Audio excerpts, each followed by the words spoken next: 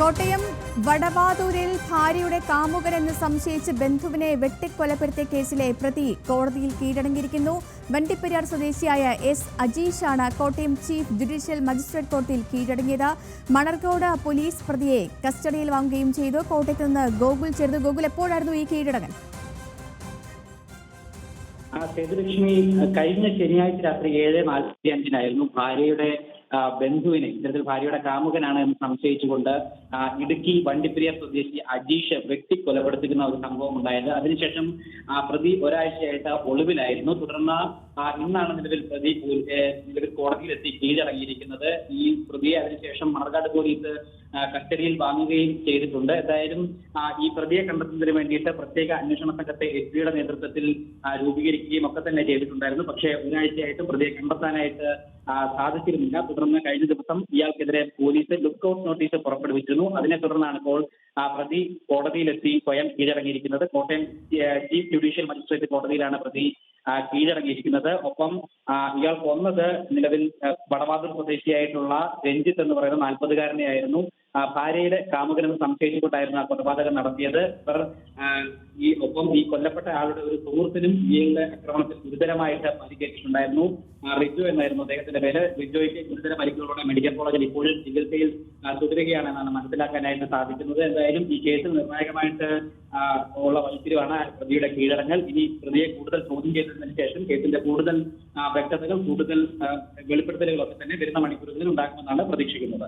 ശരി ഗോകുൽ, അങ്ങനെ ഭാര്യയുടെ സുഹൃത്തിനെ, ഭാര്യയുടെ കാമുകൻ എന്ന് സംശയിച്ച് ബന്ധുവിനെ വെട്ടിക്കൊലപ്പെടുത്തിയ കേസിലെ പ്രതിയാണ് കീഴടങ്ങിയിരിക്കുന്നത്. വണ്ടിപ്പെരിയാർ സ്വദേശിയായ എസ് അജീഷ് ഇന്ന് കോടതിയിൽ കീഴടങ്ങുകയായിരുന്നു. മണർക്കാട് പോലീസാണ് പ്രതിയെ കസ്റ്റഡിയിൽ വാങ്ങിയത്. ഇനി നടത്തുന്ന അന്വേഷണത്തിലൂടെയാകും ഇതുമായി ബന്ധപ്പെട്ടുള്ള നിർണായക വിവരങ്ങൾ പുറത്തുവരിക.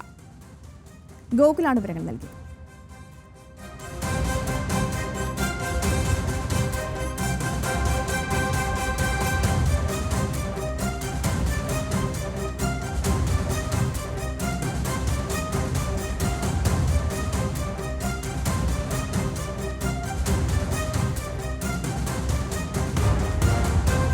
വയനാട്ടിൽ വീണ്ടും അരിവാൾ രോഗി മരിച്ചു. മെഡിക്കൽ കോളേജ് ആശുപത്രിയിൽ ചികിത്സയിലിരിക്കവെയാണ് വെള്ളമുണ്ട സ്വദേശിയായ സിന്ധു മരിച്ചത്. വയനാട്ടിൽ നിന്ന് വിവരങ്ങളുമായി അനഘ ചേർന്നുണ്ട്. അനഘ, ഈ 2047 രാജ്യത്ത് അരിവാൾ രോഗം തുടച്ചു നീക്കുമെന്നത് 2023 കേന്ദ്ര ബജറ്റിലെ പ്രഖ്യാപനമായിരുന്നു.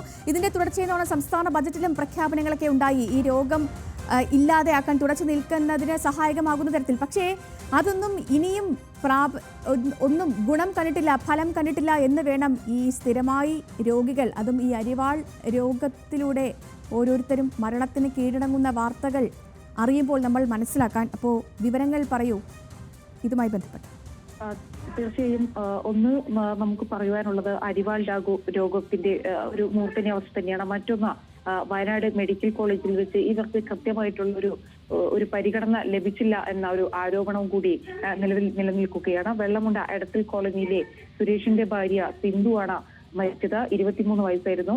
അരിവാൾ രോഗിയായിരുന്നു ഇവരെ കാൽമുട്ട് വേദനയെ തുടർന്ന് ശനിയാഴ്ച രാവിലെ മെഡിക്കൽ കോളേജ് ആശുപത്രിയിൽ പ്രവേശിപ്പിക്കുകയായിരുന്നു. തുടർന്ന് സ്ത്രീകളുടെ വാർഡിൽ ചികിത്സയിലിരിക്കെ ഇന്നലെ രാത്രിയോടെ സിന്ധുവിന് നെഞ്ചുവേദന അനുഭവപ്പെടുകയായിരുന്നു. ഉടൻ തന്നെ സിന്ധുവിന്റെ അമ്മ ഗീത ഡ്യൂട്ടിയിലുണ്ടായിരുന്ന നഴ്സുമാരോട് ഇക്കാര്യം പറഞ്ഞെങ്കിലും അവർ കാര്യമായി പരിഗണിച്ചില്ല എന്നാണ് ഈ രക്ഷിതാക്കൾ പറയുന്നത്. നഴ്സുമാർ ഗീതയോട് തട്ടിക്കയറുകയാണ് ചെയ്തതെന്നും ഡോക്ടറെ വിളിച്ചില്ലെന്നും ബന്ധുക്കൾ പരാതിയിൽ പറയുന്നു.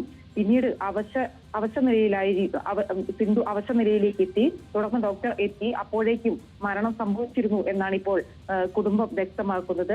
മരിച്ച രോഗിയെ തങ്ങളെ ആശ്വസിപ്പിക്കാനായി ICUവിലേക്ക് മാറ്റിയെന്നും അമ്മ ഗീത പറയുന്നു. ഉച്ച കഴിയുന്നതുവരെ സിന്ധുവിന് വലിയ അവശതകളൊന്നും തന്നെ ഉണ്ടായിരുന്നില്ല. എന്നാൽ രാത്രിയോടെ ഇവർക്ക് അവശത അനുഭവപ്പെടുകയായിരുന്നു.